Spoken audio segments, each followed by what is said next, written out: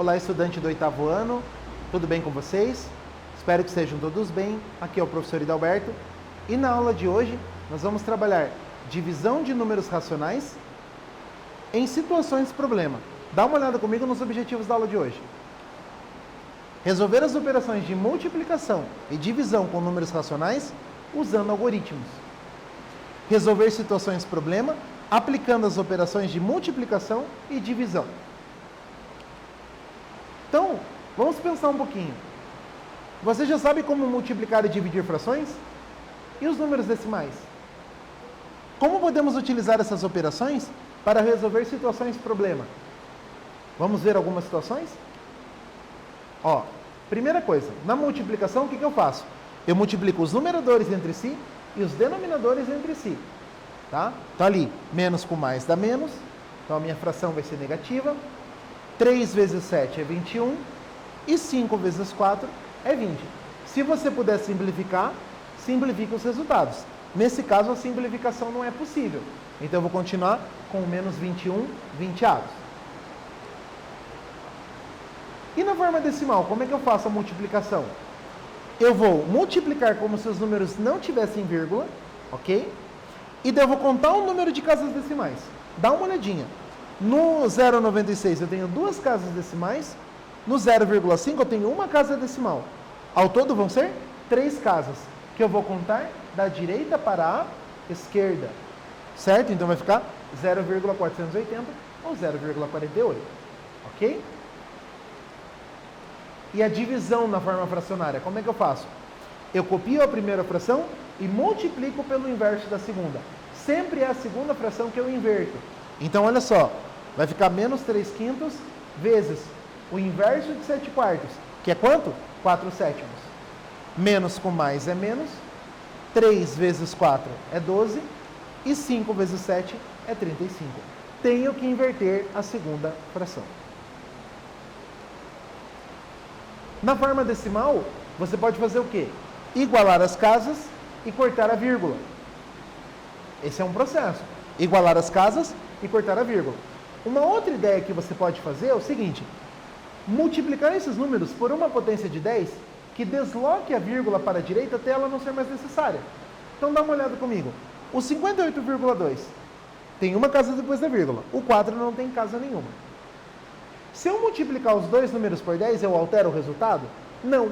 Mas se eu multiplicar os dois números por 10, a vírgula do 58,2, ela é empurrada uma casa para a direita. Que número vai se formar? 582. E 582 dividido pelo 40, já que eu multipliquei por 10 dos dois lados, vai dar o mesmo resultado. Tá? Então você pode igualar as casas e cortar a vírgula, ou multiplicar por uma potência de 10 para empurrar a vírgula até ela não ser mais necessária. Só lembre de multiplicar pela potência de 10 o dividendo e o divisor. Se você só multiplicar um, você altera o resultado. E não é isso que a gente quer. Beleza? Então vamos continuando. Agora eu tenho um exercício para você. Olha o exercício. Observando a planta baixa de um apartamento, qual é a sua área? Pense um pouquinho e a gente já volta com a resposta.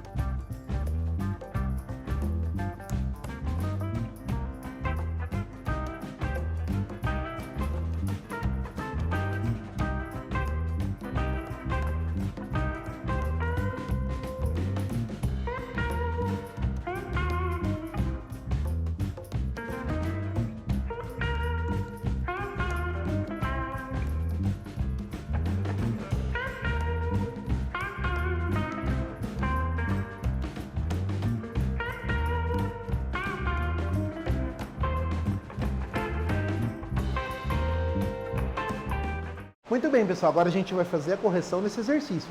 Como é que fica? Eu tenho a planta baixa de um apartamento, certo? Eu quero saber a área. Repare que esse apartamento, ele tem o quê? Ele tem um formato retangular. Então você teria que descobrir o comprimento, a largura, para você multiplicar e ter a área dele todo. Essa é uma possibilidade, existem outras, tá bom? Mas eu vou trabalhar nessa ideia. Então olha só o que a gente vai fazer. O apartamento tem 9,70 de largura por 8,50 de comprimento. Como é que eu sei? Somando as dimensões. Então olha só, 4,20 mais 2,50 dá 6,70. 6,70 mais 3 dá 9,70. Certo? Então, 9,70 metros de largura. E o comprimento? 4 mais 4,50 dá 8,50. Então, dá 8,50 de comprimento. Então, a sua área vai ser o quê? 9,70 vezes 8,50. Se você multiplicar, você vai ter 82,4500. Ou seja, 824.500. Só que você tem que contar duas casas aqui e duas casas aqui. Então são 4 casas. Trazendo a vírgula 4 casas da direita para a esquerda, você elimina os zeros e ainda fica com 82,45 metros quadrados. Tá? É só não esquecer, deslocar a vírgula 2 casas para a direita. Por que foi só 2? Porque eu posso descontar esse zero aqui e ficar só com uma casa em cada número. Então eu trago a vírgula 2 casas da direita para a esquerda. Então essa foi a resposta do meu exercício. Agora nós vamos para o exercício 2. Em uma turma, 2/3 dos estudantes são meninas. E destas, 1/5 gosta de jogar vôlei. Então, 1/5 das meninas, que é 2/3 da turma, gosta de jogar vôlei. Pergunta: qual a fração do total de estudantes da sala que corresponde às meninas que gostam de jogar vôlei? Não é 1/5. Por que não é 1/5? Porque é 1/5 de 2/3 que são meninas. Então pense nisso na hora de resolver o exercício e a gente já volta com a resposta.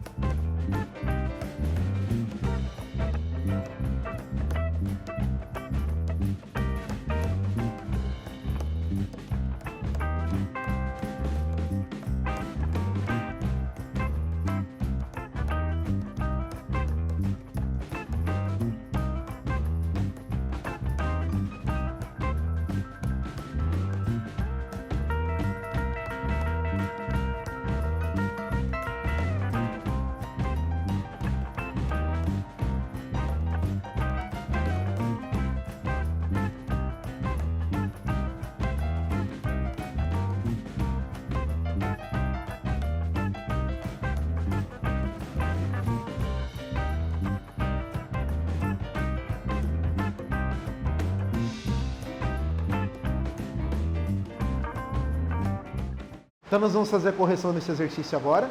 Confere comigo na tela como é que a gente faz. Eu disse para você que 1/5 das meninas da turma jogam vôlei. Só que é 1/5 de quanto? De 2/3 da turma que são meninas. Então o que eu vou ter que fazer? 1/5 de 2/3.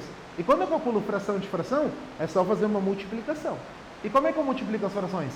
Multiplico os numeradores, 1 vezes 2 dá 2, e 5 vezes 3 dá 15, Então a minha resposta vai ser o quê? 2/15 das meninas, aliás, dos estudantes da sala são meninas e gostam de jogar vôlei. Tá? De novo, 2/15 da turma são meninas que gostam de jogar vôlei. Certo? Então é isso aí, 2/15. Vamos para o terceiro problema do dia. O terceiro problema do dia é assim, ó. Uma pipa de vinho enche 63 garrafas de 0,7 litros. Pipa, nesse caso, é um vasilhame, é o recipiente onde o vinho está, certo? Então, um recipiente de vinho, uma garrafa de vinho, um garrafão, né, uma pipa de vinho, ela enche 63 garrafas de 0,7 litros. Acho que um barrilzão nesse caso, né? Quantas garrafas de 0,9 litros a pipa pode encher? Pense um pouquinho e a gente já volta com a resposta.